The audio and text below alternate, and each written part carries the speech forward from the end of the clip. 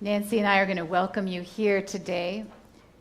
I want to welcome you on behalf of our congregation, and as if you don't know this, to know that John and Nancy Youngerman were a part of starting this congregation.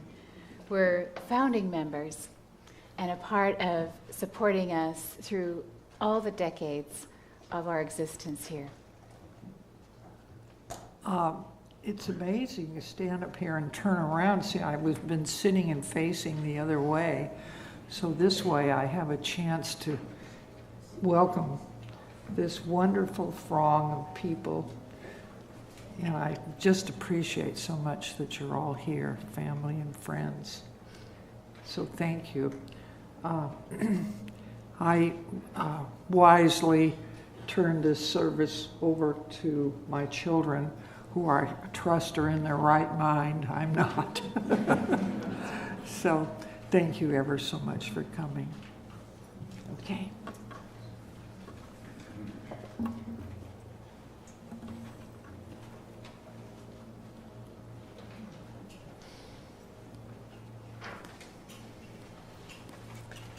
And I'd like to invite Mark Youngerman to come up and light the chalice. He's lighting this in loving memory of his father. The chalice is a symbol of Unitarian Universalism, and it's lit in all of our times of gathering.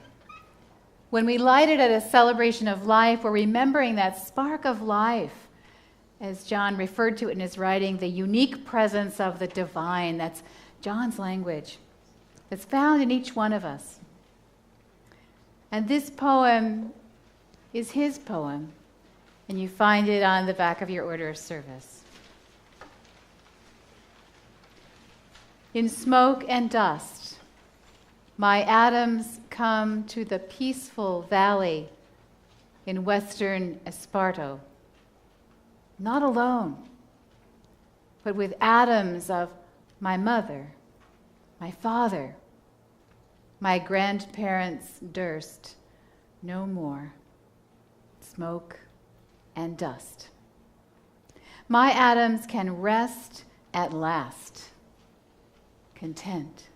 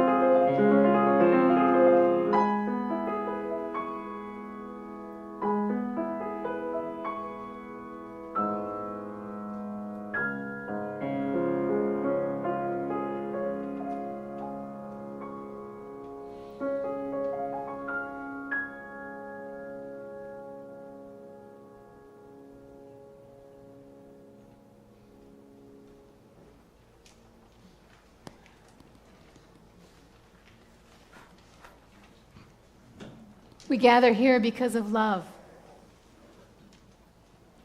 Simply because of love. You may or may not know the person next to you, but I invite you to take a hand gently. Take a hand of those who are in your row. Because from the very start, I want us to remember that we are one community here today, here and through the social hall. And so just for this moment of time, be connected as family and friends from decades past and recent years too, connected to those who knew him professionally or on backpacking trails or as a storyteller or someone with a dry wit, as a Renaissance man of the arts, as a person who became excited at the coming together of science and religion, so excited that you need to write poetry about it, that you need to write books about it.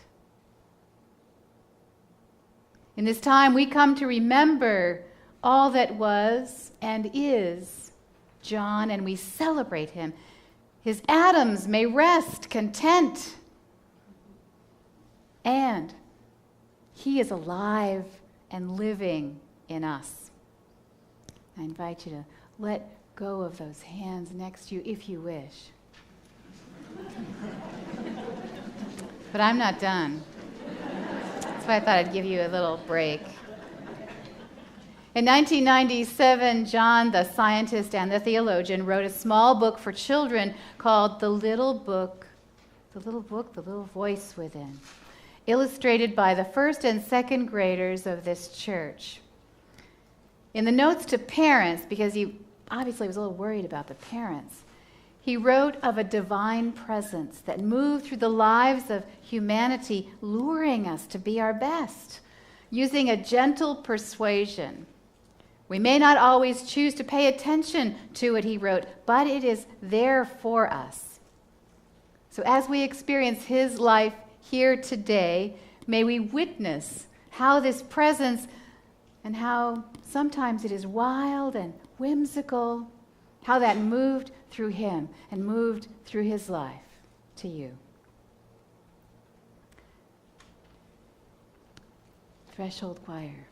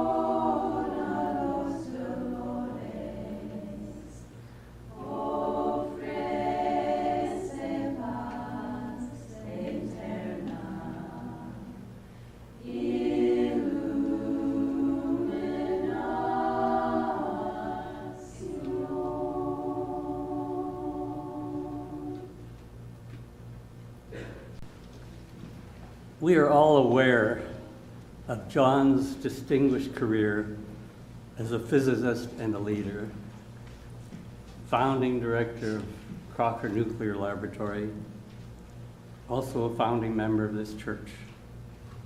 I just wanted to touch on a few personal interactions in these connections. John, wherever you are, I want you to know I am wearing sandals. But with black socks. When I was preparing this last night, I didn't want to bother Nancy and get me a pair of purple ones. John, you were my valued mentor and colleague at Davis. It was not until a few years ago that I realized how much I appreciated your bringing me here and how much I learned working with you to help build and make Crocker Nuclear Laboratory a success. On that, you can rest in peace. Nevertheless, I felt that John had not really been fully honored with his work. One idea I had was to name the building which houses Crocker Nuclear Lab Youngerman Hall. I presented this to the naming committee. They accepted it unanimously without us having to pay them any money or honorarium. Well, we did give them a little bit in the end. John, the Youngerman Scholarship, which the committee contributed to. Anyways, this naming made me very happy. When I first arrived in Davis, John had already pioneered making the physics department a research institution. He'd constructed 2 large facilities and was working on a 3rd, even bigger one. He had convinced Lawrence at what is now Lawrence Berkeley National Lab to give him the old 60-inch cyclotron, the old design. And that involved the iron, the yoke, the pole pieces, something very heavy, and I guess it was Neil Peake who directed the bringing it here across the bridges and the freeways and so forth. John wanted to use the new revolutionary cyclotron design that he had developed with Lawrence. And he wanted to adapt it to Lawrence's machine to make a 100 MeV machine. Well, this meant running computer codes thousands of times, basically, to check it out, to check out the new design, to make sure the orbits of the particles were stable and they didn't go up and down, they didn't go sideways, and so forth. It turned out that Davis didn't have any machine fast enough. We had the machines that the medical school liked, but they wouldn't do physics computations, not in that number. Lawrence Berkeley Lab had a fast machine. I think it was, I'm trying to recall, I think it was the CDC 6400 or 6600. So when we had these, we were using cards, punch cards in those days. So some weekends, I would carry these huge boxes of cards down and stick them into the CDC 6600 and run different cases, different trials for the design that John wanted, and John was directing me because I wasn't an expert in cyclotron design. Finally, when we thought we had the data together, we met at Lawrence Berkeley Lab with Chamberlain and Segre. Segre had been John's thesis advisor, and Seaborg and some machine people who looked at our results and advised us that the 100 MeV energy was just too optimistic. It was just a no-go for the size of our magnet that we had. And they advised us we should drop the energy to 75 MeV, similar to a design that was being built at Oak Ridge National Lab. Well, at that time, I think Seaborg was the chairman of the Atomic Energy Commission, but I'm not absolutely sure. And John felt we better follow that advice if we wanted funding for this machine. Well, the rest is history, of course. The machine still runs today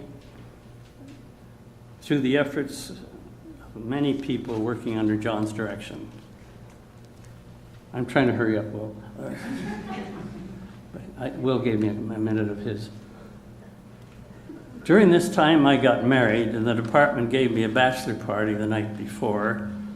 After we were all well-oiled and fed, John suggested that we visit the Roadhouse in West Sacramento, which had various activities appropriate for a bachelor event. I know this is a church. Well, anyway, so we sat down, we were having another drink, those of us that could stand or sit. And John pushed a $20 bill across the table to me, and he nodded. And I declined. But that was how thoughtful and generous John was. $20 in those days. We're talking about the 60s. John had a great sense of humor and was always a lot of fun. One evening at a party at our house, in a challenge, he drank half a glass of scotch standing on his head in front of the fireplace. I don't know whether Nancy remembers this. Well, the challenge, several of us tried, and we nearly choked to death.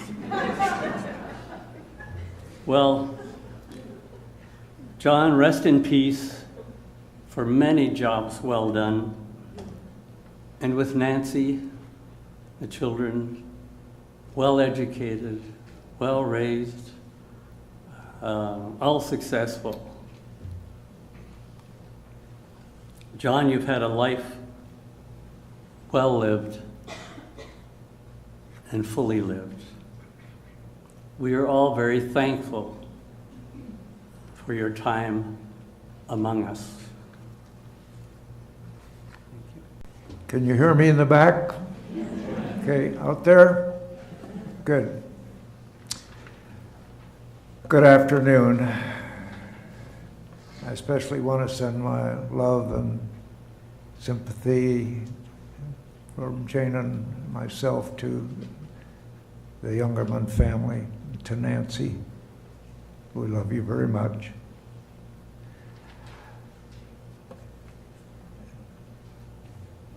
Our friendship, John and my friendship, go way back. In the early 60s, I think we first got together when we were paired up in a tennis tournament over at UC Davis.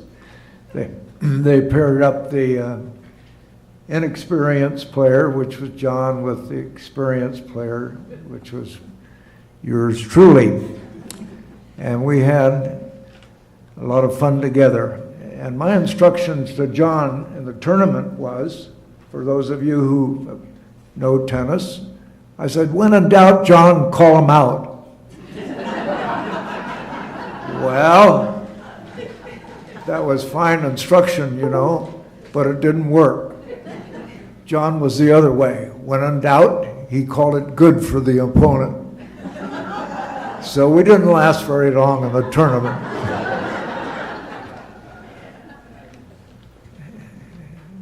John and Nancy and Jane and I have had so many wonderful experiences together here in Davis, in the Sierras, in Guatemala, Lake Atitlan. Those of you know that beautiful lake. I saw John so many times swimming his daily swim way out on the lake. Only one day he got a little too close to a boat, and he got cut. Luckily, it didn't cut his leg off, but it was a pretty serious accident. So, in fact, as I thought about what to say, John and Nancy, I think were responsible for us coming to the Unitarian Church. Is that right, Nancy? We were, I think, on a camping trip, and they were telling us about this wonderful church and that we should come to it. So, believing what Nancy and John had to say, we came. In the 60s, and we've been coming ever since. Thank you, Nancy.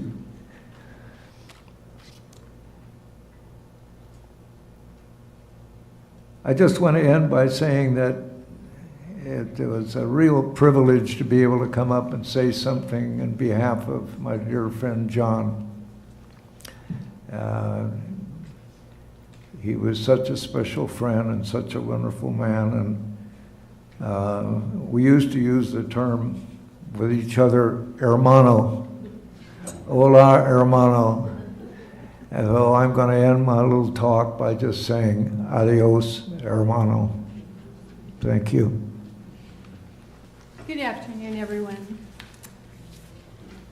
My name is Robin. I'm a nurse and I helped care for John. And first I'd like to share with you what my daughter Jessica has written, and then hopefully we segue into my time with John. I worked hard on that. My mornings with John started about the same every day. Good morning, John. How are you?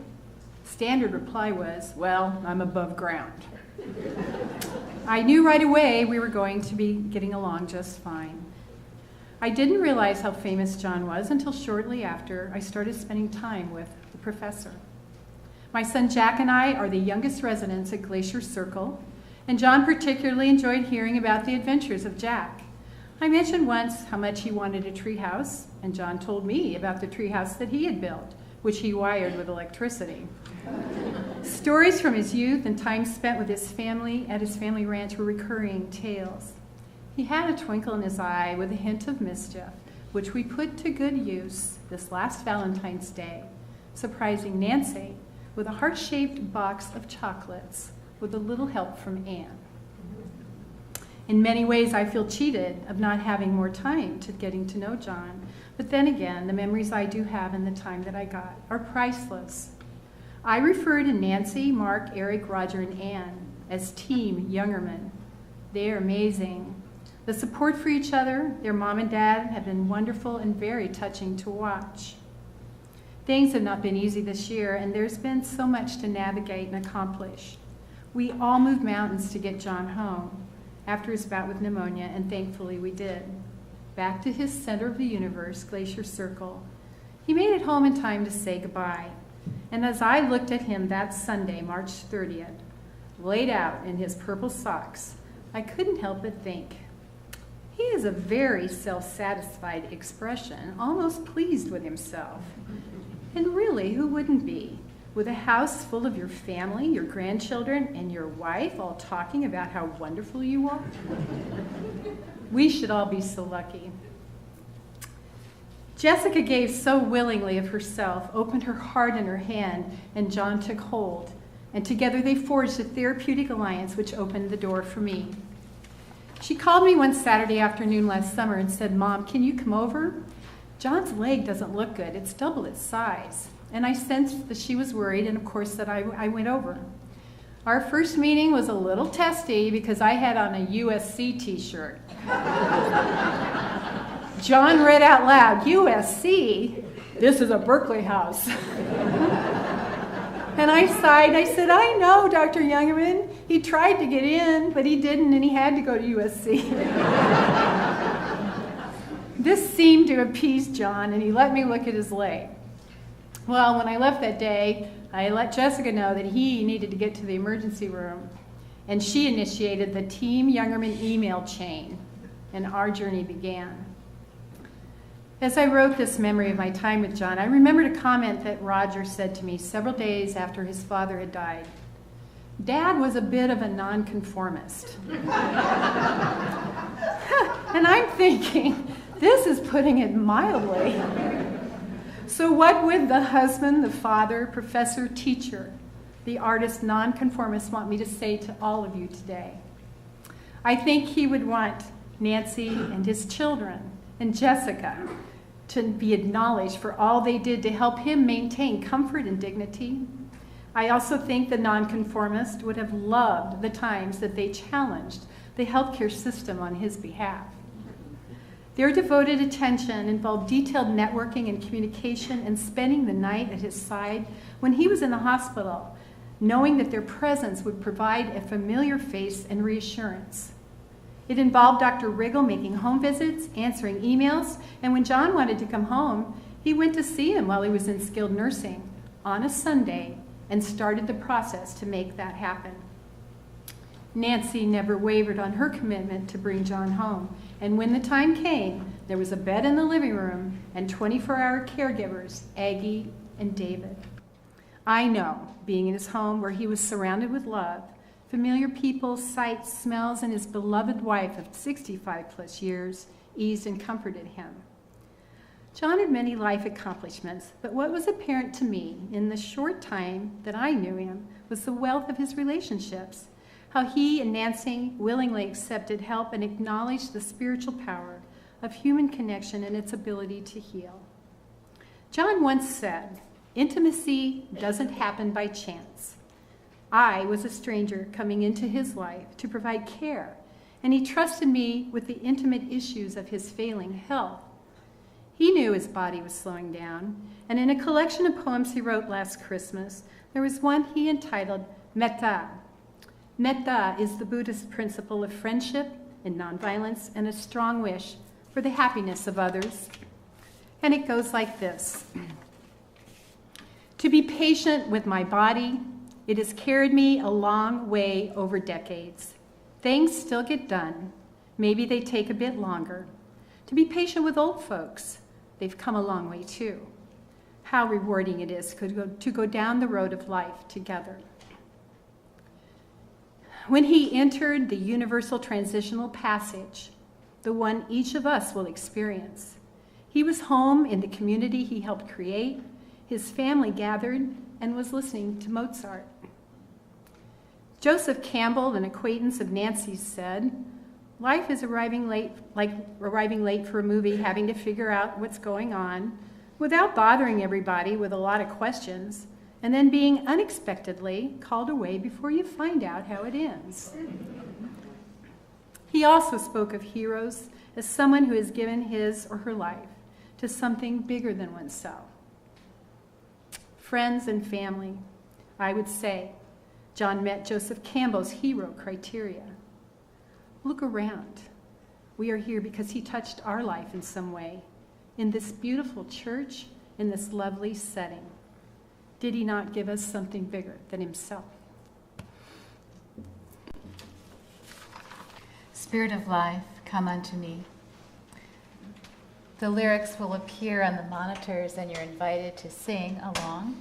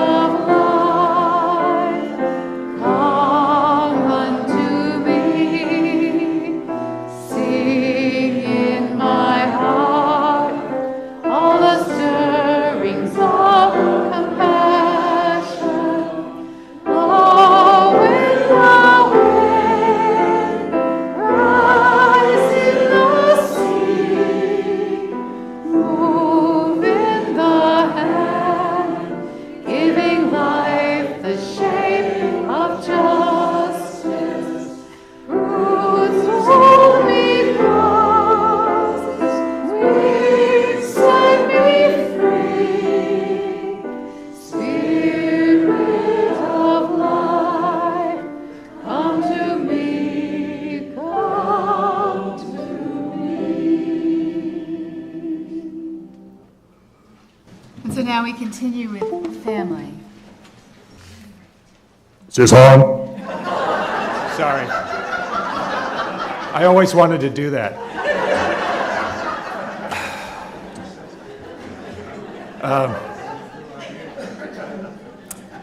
Eric, a number 2 son, number 2 child. Wow, everything's funny. It's been really hard to figure out what I was going to say about John, because since he died, my days have been sort of full of broken sentences, and nights have been like dream fragments. But I know that if it were up to him, he'd probably just sit down, knock out a few words, print it out, and move on to the next project. 'Cause that's the way he was.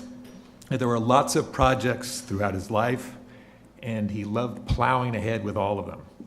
It seemed to us children he enjoyed marking our collective height chart in a spreadsheet, well, on a piece of graph paper, almost as much as he liked to plot particles in a cyclotron.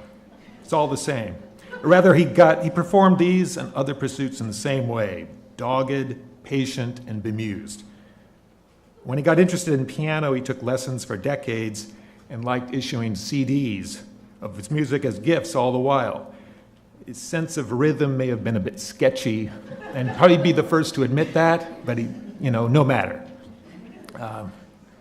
When he did the same thing studying painting and entered some of his works into an art show, he priced them high enough so that he would not be forced to part with any of them.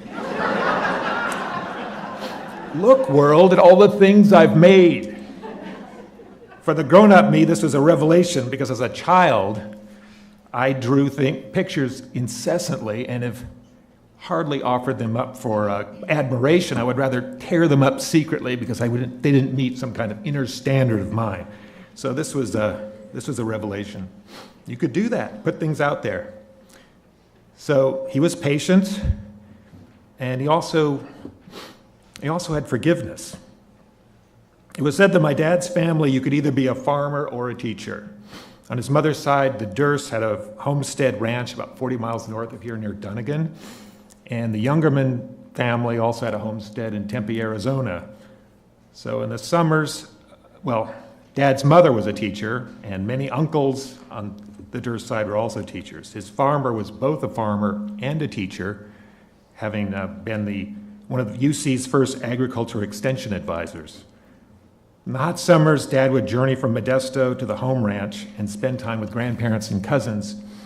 And I'm not sure he learned much about farming there. Instead, he had months, very few chores, but months to pursue more projects of his own making. Maybe he was learning to be a teacher, a researcher, not a farmer, by staying at the ranch. There was a shop with a vise, a drill press, and a forge. And the teenage Johnny, built carriages, windmills, and boats out of discarded farm junk, clattered down the hills, and cobbled together contraptions. His Uncle George, I guess, watched over it, make sure things didn't go wrong. He was a patient mentor. When Dad didn't take precautions and carelessly broke a drill bit, George didn't chew him out. Instead, he just said, "What'd you do that for?" And Dad always cherished that memory. And other ones where he made mistakes and people cut him some slack. And I think he took that with him. A little forgiveness goes a long way, as well as keeping your cool. That longer perspective, as well as a budding desire to teach and do experiments, I must have stayed with him. I may be off in my own recollections, but I actually don't remember him ever getting really angry. Maybe one time when my brother wanted to move out of the house, when he was 17 and get his own apartment. But outside of that, no. At worst, he could be just mildly disappointed, and you didn't want to feel the brunt of that. A touch of mild disappointment was usually all it took to get his errant children to pay attention to the big picture. And what was the big picture? More projects of all kinds, because there was a half-finished oddball house. There were hot tubs and solar panels to get on with. Also, life projects like taking reasonable risks to follow your own path, and perhaps by example, trying to make a difference for somebody else. Traveling beckoned all his life. He methodically planned backpacking trips, sabbaticals, bike expeditions. We dutifully followed him everywhere, mostly because they had the quiet confidence that it would all work out. You might get rained on without a tent, or the luggage would fall off the car, but there was always ice cream because you were entitled to it. And at the end of the day, the prospect of a gorgeous sunset at cocktail hour.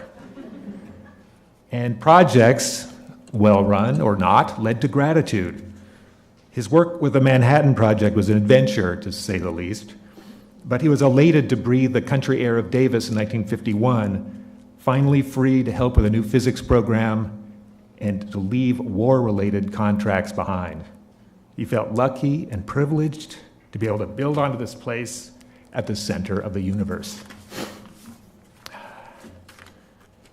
And so, it's maybe not the successful projects we dwell on, but the ones that maybe went awry or had some challenge. So I find myself thinking about certain occasions when things did not feel so sure and safe. He touched on one of these incidents in his memoir. I forgot to mention that along with the piano lessons and all the painting, he decided to start writing his autobiography and did 1 decade each year until he was finally done, and ended with 4/10 of the 9th decade. But anyway, in the 5th decade, he writes, first he's talking about how we watch TV in the house. He says, "The only time we looked at TV much as a family was when President Kennedy was assassinated and during the Cuban Missile Crisis in 1962. The latter went on for 2 weeks with tensions rising. I knew enough about nuclear weapons effects and the Soviet arsenal to be really fearful. The superpower nuclear exchange nearly happened, as we found out later. I found myself thinking how could I protect our family from radioactive fallout that would surely arrive in Davis on the breeze that blows in quite regularly from the Bay Area. It was a helpless feeling because very little could really be done." Now, although I have many memories of our windowless TV room, watching the news during those days in October with my dad was not one of them. My 9-year-old self may have been more preoccupied with the Flintstones or the Beverly Hillbillies. But I do remember being with him in the parents' bedroom one day. And Roger will go on more about our house, but to me, this is the inner stronghold of our steel and glass house, protected against the elements. Unlike the sleeping quarters upstairs, which were open to the sky and more like human storage units, this was an actual room. For one thing, there was a door. What a concept. And a few steps led down to it. And in the room, when you entered the room, there was a cool subterranean feel, even though it was really at ground level. It had its own private garden and a tall fence beyond it, giving it more of a feeling of protection. So Dad was standing there. He must not saying anything, but maybe had a fretful quality, which made me want to get some answers, reassuring answers. "Hey, Dad, would it stop the radiation if we taped the windows with plastic? I bet that would work. We'd survive if we all stayed down here, right?" And he looked at me for a while, quiet and subdued, and then he said as evenly as he could, "I think we'll be okay." And you know what? I bought it. Now, later I would remember the fear under the surface in that scene, but also his humble attempt to try and assuage it. At least in that younger moment, I felt reassured enough to kind of put those thoughts aside and go on. And for that, I am grateful. That particular crisis passed, but there were always others, because life, like a propeller in the water, keeps coming at us. We may survive this or that, but eventually the circle must turn, and I think he knew that. We're not really ever safe. Safety is not the goal. My dad was patient, forgiving, and grateful, and he could be stubborn and self-absorbed, but hey, who isn't? But what he was always aiming for, and what I believe he found in the end, was acceptance. And that is a kind of grace. I think we'll be okay. So I'm Roger. I'm son number 3. And by profession, I think, the kid who most closely followed in my dad's footsteps. And I guess he really was my original mentor. Some of my earliest memories are of moving into the Elmwood house, and this was really a monument of all glass and steel. It had these blue-violet beams, and other beams were chartreuse. It was kind of artistic and fun, and it was a bit impractical, and that's the way Dad was. It was very sunny inside, and there was a 2-story rubber tree that went over the piano, and we had a parakeet that flew through the house, and the cat would climb up the rubber tree, and somehow they coexisted together. And there was no wood, so if you're working on projects, you had to work with steel. And so following along with my dad, when I was 5 or 6, I learned to arc weld. And it was really fun. You could flip the mask down, and you could see these big globs of molten metal. So now, Dad loved to travel, and also kind of to bend the rules. So most summers we would go backpacking. But to avoid the crowds, he would always do it the week after Labor Day.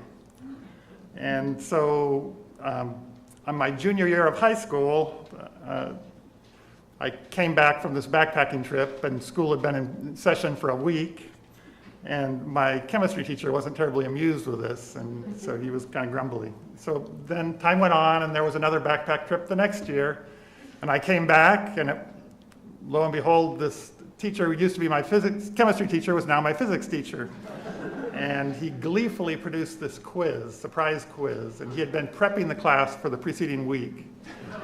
But Dad was there to protect me, and he'd already kind of instilled this intuition for physics. And so I had no problem with this quiz. And as Dad explained it to me, physics is really pretty simple. It's all a question of pressure and section, zigzag and whirl. So I lived at home my first 2 years of college, and I took some physics classes, but I vowed that I was not a physicist. It was just really weird. You would be taking these classes from professors who had been coming to the annual Elmwood Christmas parties, and in various forms of revelry, and so I just falling into the swimming pool drunk, and it was just. So, but I did work on some academic projects with Dad, and one of them involved parapsychology. So, what we did in working in the Crocker Nuclear Lab is we had a radioactive source, and I programmed the computer, and using your mind, we would affect the decay of this radioactive isotope. And all these things are kind of statistical, and so I worked with this on an independent study with a UCD statistics professor, and we showed significant results. And so this was really exciting.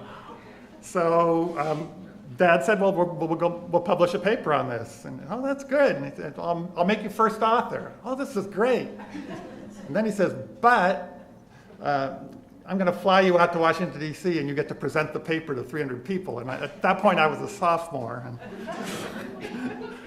But he said, don't worry, I'll help you with the questions. Sure. So I transferred to Santa Cruz and eventually came around to studying physics. And at my graduation, Dad said, well, that's great, but really to do independent work, you've got to get a PhD. So a few years later, I managed to get into grad school. Now, I rarely explicitly asked Dad for help with physics, but as an experimentalist, for me, theoretical quantum mechanics was quite a challenge. And Dad was stronger at theory, but particularly reading his autobiography, it's clear that he struggled some with theory himself. And so he shared with me a tip at that time that he had learned while he was working on the atomic bomb in Oak Ridge, Tennessee during the war. And he says, quantum mechanics begins to make sense if you have a healthy belt of Jack Daniel's whiskey. Now, I had never actually tried this, but I was comforted to see that in his last year, he went out to get some wine for the cocktail hour and made an impulse purchase and came back with a bottle of Jack Daniel's. So I was pleased to see that he was reliving his youth. Now, I must confess to a bit of competitiveness with Dad, and he is a really tough act to follow. And so when I went to graduate school, I had a couple of goals. One was to graduate sooner than he did, in less time, and the other was to beat him at tennis. And so I worked tirelessly with my landlady, who actually turned out to be a tennis trainer, and I learned to perfect my lob. And so I really want you to appreciate my achievement, that when I challenged Dad to singles and beat him for the first time, he was 63. I was only 28.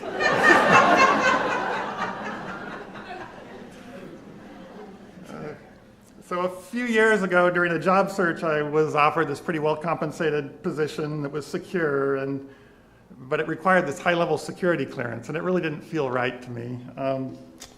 And I recalled, and I was wrestling with this, and I recalled a story that Dad had told me, that he was working at UC Berkeley, and this was after he'd gotten his degree, and he was working on this classified project, and what they were doing was to design an accelerator to generate all of these long-lived radioactivity, and the goal was to spread this in the demilitarized zone between North and South Korea during that war.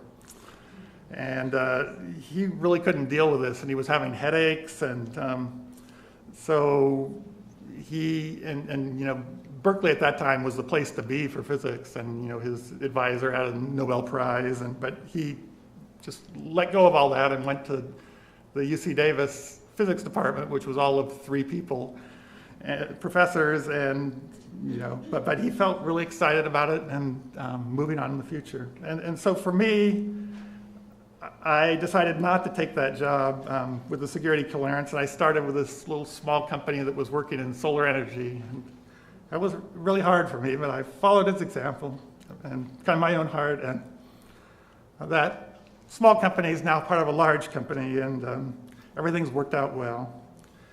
But again, I'm not really breaking new ground here. Dad has the ManLib personalized license plate on his plug-in Prius, but my mother has the Soul Power plates on her car, and they were early adopters in solar PV.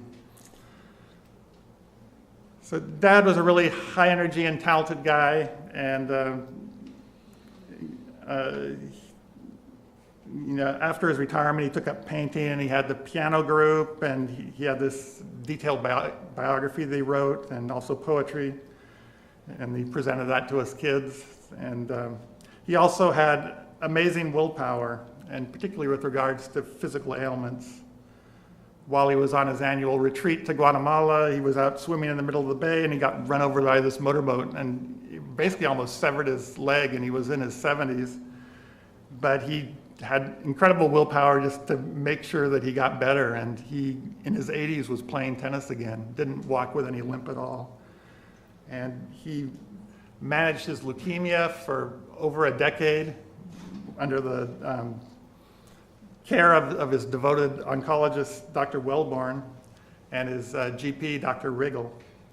Now, Riggle's office was right across the parking lot from their place in Glacier Circle, and Dad liked to joke about the fact that he could crawl over for appointments if he had to. But he actually didn't need to, because on more than one occasion, Riggle was at the house for an extended house call. These could go on for quite a while, and at one of these he told me, "When I grow old, I want to be like your dad." And I understood, because really I've felt that way my entire life.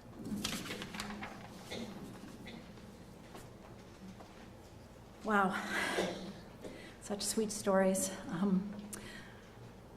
I'm Anne, the baby of the family, and John's only daughter. I have such sweet memories of my father. He taught me so much and was the model for how to live a good life. If nothing else, I want to emphasize how very blessed I feel and loved to the core of my being that I am John Youngerman's daughter. For as long as I can remember, my daddy would often call me the queen of them all, and he treated me like one. Growing up bestowed with such a regal title, I've tried not to adopt an entitled attitude, but the truth of the matter is that I was privileged, and perhaps a teensy bit spoiled, because I received the great gift of being raised in a home rich with love.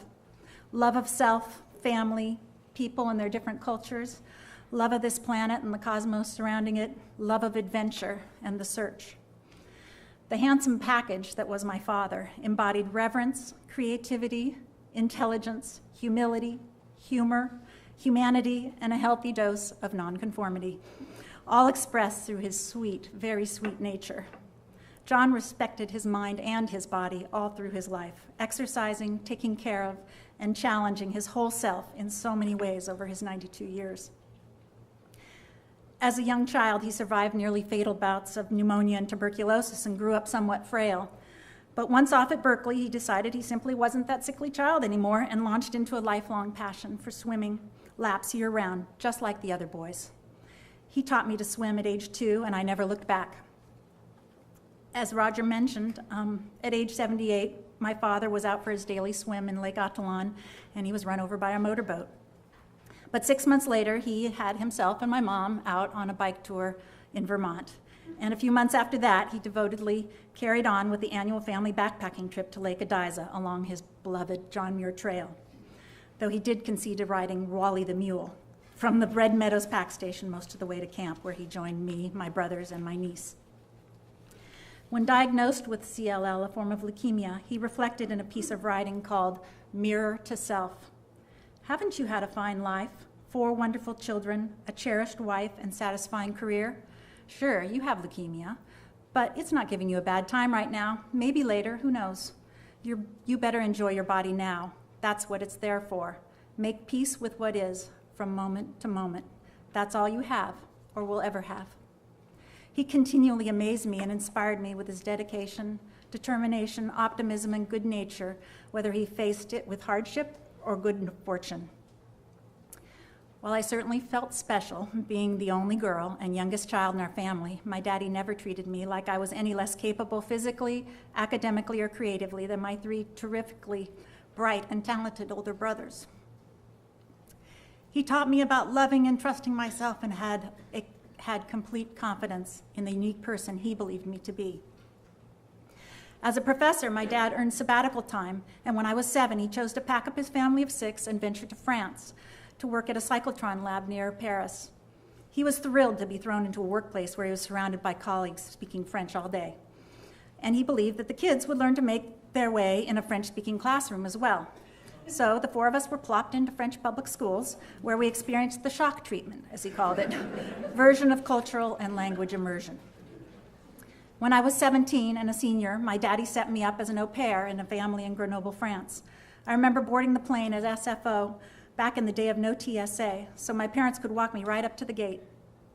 After hugs and goodbye kisses, I turned around to wave goodbye from the door of the plane and was surprised and nearly wrecked to see not only my mom, but my daddy hanging on to each other with tears rolling down their cheeks. I'd only remembered seeing my father cry on a couple of other occasions, when his mother, my grandmother, died, and when he announced that my mom had breast cancer. It was only later in life as a parent myself that I gained a true appreciation for how gutsy and bittersweet it was for my father to send his last remaining child off on an overseas adventure by herself. While I managed to avoid taking physics class in high school or college, ever, I never felt that my daddy was disappointed in me for not pursuing a science or math path. In fact, when I eventually went on to own my own clothing business, my father blew me away with a comment about how impressed he was with what I'd accomplished as a business person and designer, and that these were things he had never done himself and doubted he'd be successful at. And looking at his fashion sense, that may have been true.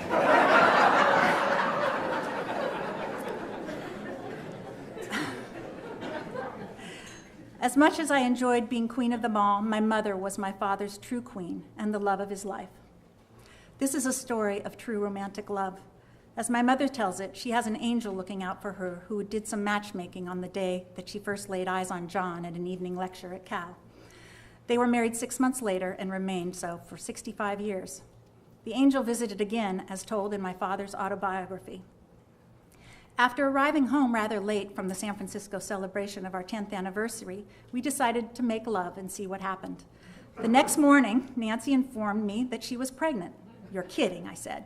No, it's really true, was the insistent response. We decided right then, in a half-joking way, that if Nancy was correct and it was a girl, we would name her Anne for anniversary. And so it was.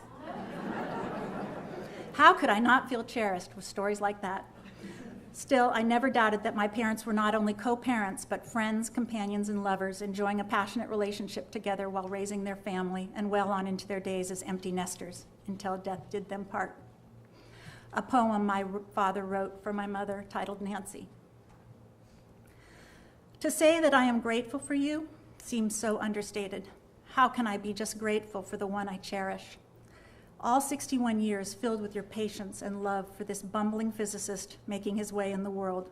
Such an understanding and loving mother to our 4 children. So willing to follow me to Ithaca, to Davis, to France, Japan, England, and Chile. Always my counsel and companion. Now so heartrending to see you struggle with a serious disease makes me even more grateful for our years together. Seeing how my father adored my mother and treated her with such love, patience, respect, and admiration, the bar was set pretty high for any boyfriends I might have. When the man I would end up going on to marry was introduced into my father's life, John grew to embrace him as his own son. My dad was particularly proud when Ed took the Napa County Farm Advisor position with UC Cooperative Extension, since his own father, Albert Youngerman, was the first agricultural advisor from Stanislaus County back in the 1920s. In late March, when we had gotten my father back home to Glacier Circle from rehab, I talked to him about an upcoming cycling trip I was hoping to take to British Columbia. He asked me a few questions about my itinerary, encouraged me to go. There had been a family cycling trip to that area that I had to miss. On the evening of the trip, after a good day of cycling around the roads and trails of Vancouver Island, I called my parents from the hotel. My mom answered and mentioned that my dad had been watching the Giants game with her, so she held the phone up for him, and I told him all about my trip, that I loved him and would see him soon. He vocalized something, but I couldn't make it out. My mom took the phone back and asked me, "Did you hear that? Your daddy says he loves you." On Friday morning, a day and a half later, I returned to Glacier Circle. All my siblings had gathered, and my father was mostly unconscious.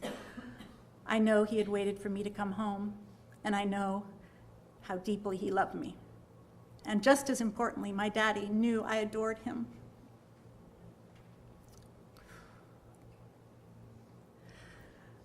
As he gracefully and peacefully slipped from this world, held in a circle of love, drifting off to Mozart. A life and a death doesn't get much better than that.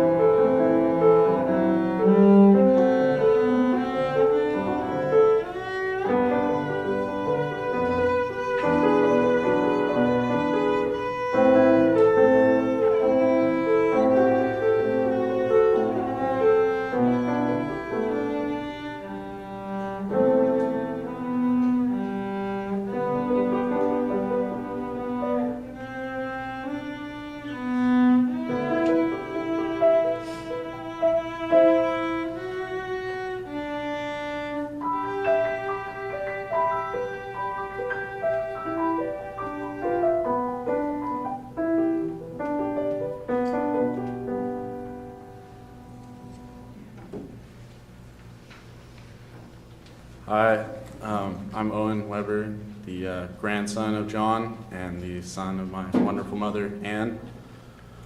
I would just like to acknowledge the fact that besides John's great achievements as a scholar and all of his scientific things that I don't understand, that some of his greatest achievements were the effects that he had on the people around him and how he positively influenced their lives. Nancy, to be with somebody for 65 years, he must have done something great with her and been a great person to be around all the time. To influence his children, to raise them, to be such great adults and parents, to raise grandchildren like ourselves. For me, he still influences me today to always try to look at the positive end of things, and I never saw him get angry or never not be happy, and that I always think about that when I'm down. And intellectually, I know that if I ever grow up to be half as smart as he was, that I would be very proud of myself.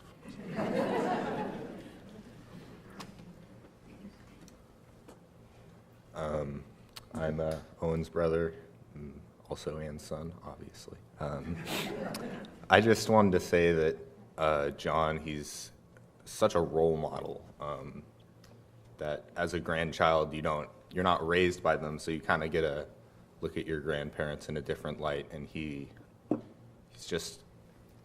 literally part of history that, I'm in school and I'm learning about these things. It's just like, wow, my grandfather is responsible for a large part of these, things that have shaped the world. And that's just something that is crazy to me. And I don't think,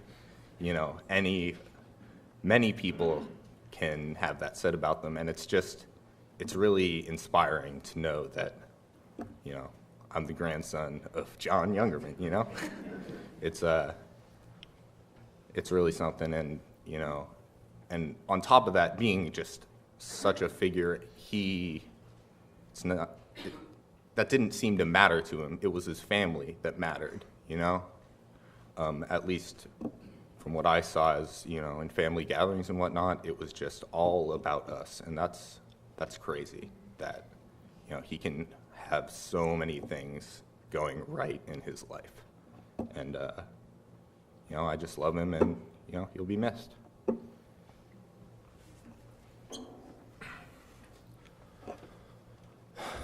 Hello. My name's Reed. I'm John's eldest grandson. Not everyone is privileged enough to have close relationships with their grandparents growing up, and I've been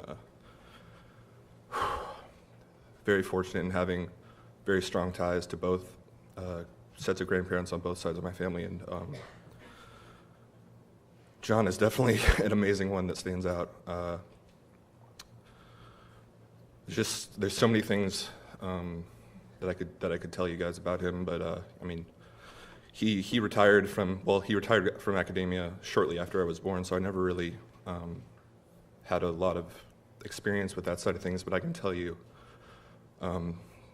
he inspires greatness in all of us.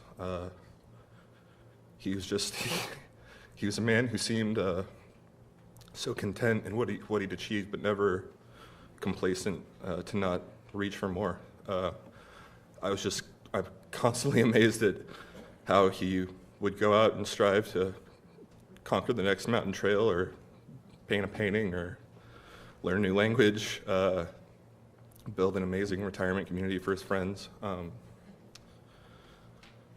Some of my favorite memories with John were going out to the Davis home during summers growing up, swimming with him, eating waffles in the morning.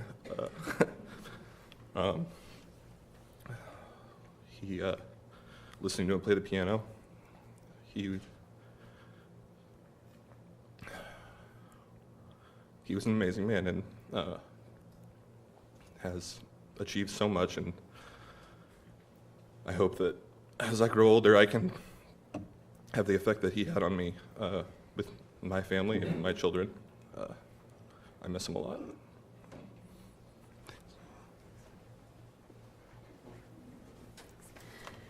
I'm Joanna, I'm Eric's daughter. I'm the eldest grandchild.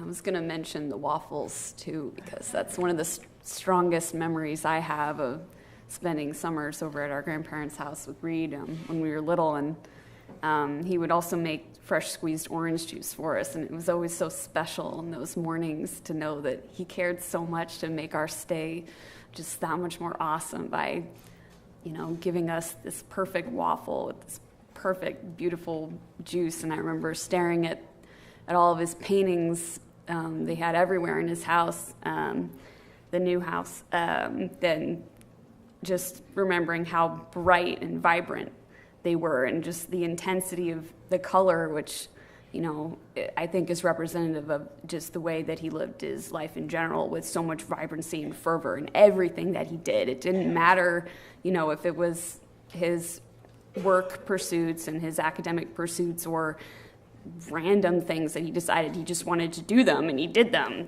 Okay, I'm going to go learn piano, I'm going to learn tennis, I'm going to learn how to paint or write an autobiography, and then he could just do it. But not only was he able to accomplish those things, he also did them with so much passion and so much joy, and everything that I remember him doing, he had so much pleasure in it. And we would go swimming in the pool in Davis, and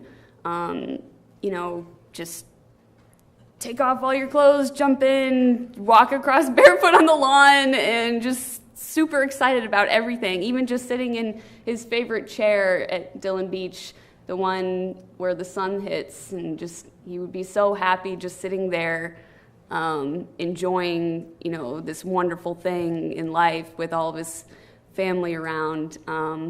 That kind of enjoyment and exuberance is something that I'll never forget in my life. And I know it was really those memories and not so much of his the famous physicist. We didn't really know about that until later. He didn't really talk about it with us, so to find out later that he was such an awe-inspiring individual in all these different aspects of his life was an incredible thing to come to understand. And I definitely have so much admiration for him, and just, I guess, awe is how I would say that. And I was just kind of thinking about, when I was figuring out what to say, I wonder how he was able to accomplish so many things, and how he was able to persevere through so much, and just to love everybody and everything that he did with so much passion and relish. I was kind of looking through one of the books that he wrote called World in Process, which is this sort of physics book, but it's also about his spirituality and how he was able to mesh those together. And he wrote about some questions that he had thought about both in his own life and in his pursuit of physics. Why does the universe? Some questions he asked, like, why does the universe seem to be so organized perfectly to support life? And why is there any matter at all? We exist only because there's 1 part in a billion more matter than antimatter in the early universe. How did that happen, and why? And I think he just, for me, I feel like he understood, and that we are so lucky and blessed just to be here, and he was so grateful for that. And I feel like he showed that every day, and how he enjoyed being in the world. Whether it was in that sunny spot in the chair, or the way that he loved to eat ice cream, or diving enthusiastically into the pool every day for so many years. And his life was beautiful and rich and full of so much love from his family and friends. And, I'm just really grateful that he was able to put all those thoughts on paper, to show, to allow us to see that. And I guess he's encouraged me to do the same. really appreciate that of him, and appreciate his gratitude and jubilant enjoyment of his life and our life. Thanks.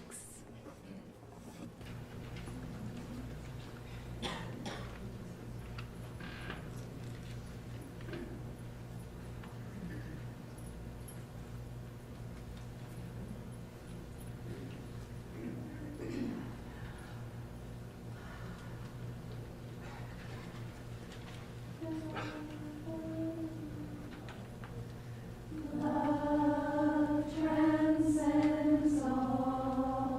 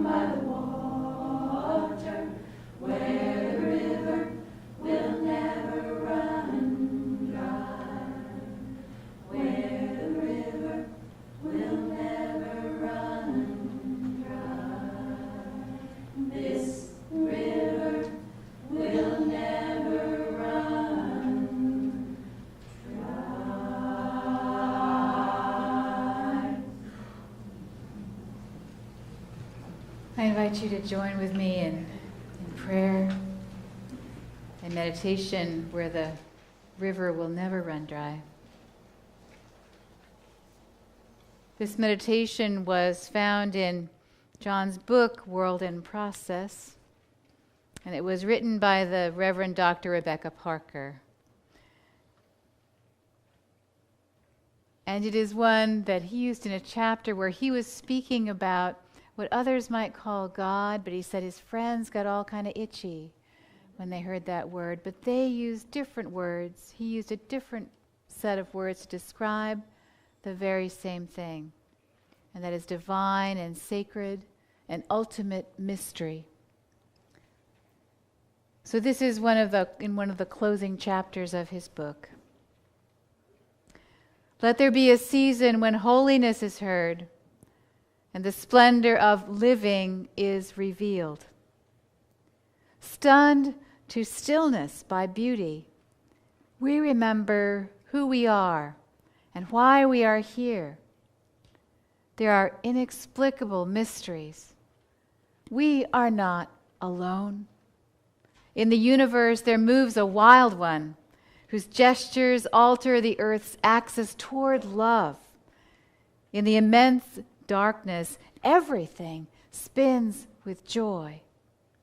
The cosmos enfolds us. We are caught in a web of stars, cradled in a swaying embrace, rocked by the holy night, babes of the universe. Let this be the time that we wake to life. Let this be the time, because of these stories, that we wake to life. Today, the family will be joining you in a reception in the library and out in the garden, and you're invited to be with them and to tell more stories. And we'll also have the opportunity to tell stories right here where I'm standing, because we'll be recording it for an hour after the service. So you're invited to come up after the service and begin recording then, or go into the reception and meet family and come back here later. But we'll be having a recording session going on here, and you will be giving a gift to the family if you choose to tell your story about John. I invite you to take hands. And this time, well, as you're able, I'd like you to stand. But if you're sitting, be kind to those people who are sitting. But I still have more to say, which I know will shock you. So I want you to remember that we are not alone. We are filled with memories that live in us, will always, always live in us.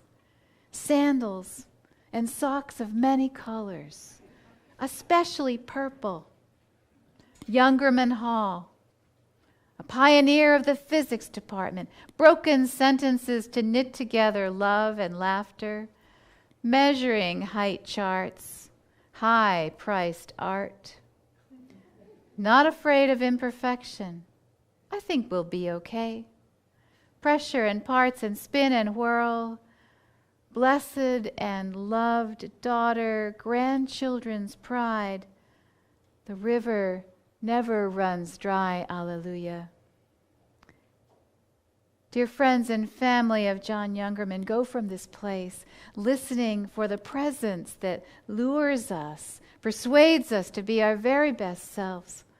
Go in peace and let the wild one's presence move you toward love and joy, even now, especially now.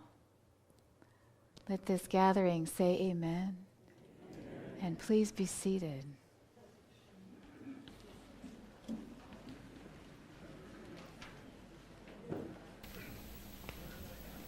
The next selection is a bit of Mozart from Sonata Kirko 545. This is the Andante section.